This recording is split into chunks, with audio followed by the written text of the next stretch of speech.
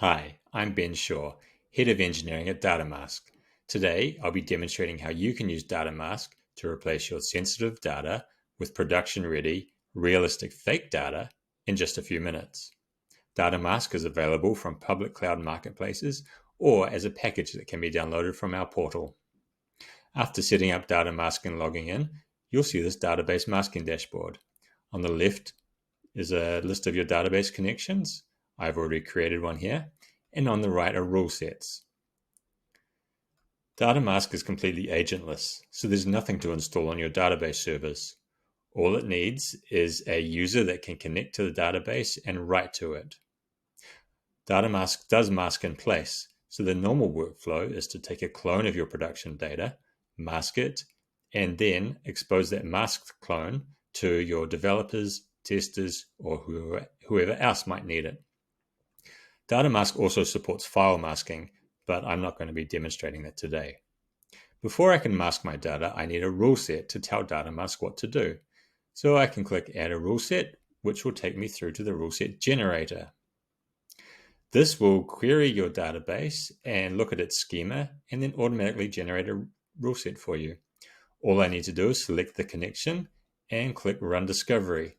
It takes just a few seconds, so while it does, I'll show you the data that's going to be masked. We're working with a single customer table, which has a few pieces of personal information in it, and it has 100,000 rows. If I switch back to DataMasque, the discovery is finished. I just need to select the columns I want to mask and click Generate Rule Set. This takes a few seconds as well, and then I can send it to our YAML editor. Now the rule set is in YAML format, which is text-based. That means you can easily take it and put it into source control or use a diff tool to compare new and old versions. Something I want to demonstrate here as well is how we can derive consistent data. In this case, I'm going to use hashing to hash the email address on the customer's ID, as well as hash the name of the customer ID. We can extend this across multiple databases or even to files, so you have consistently masked data across all your data sources.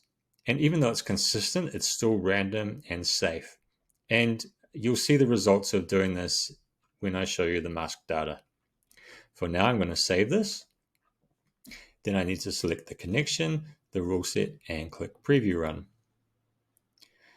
DataMasque is fully API driven, so while I'm using the UI today, we will also generate for you a curl command, which can be put into your CI system or another automated system to automatically mask your data on a schedule, or however else you might want to do it.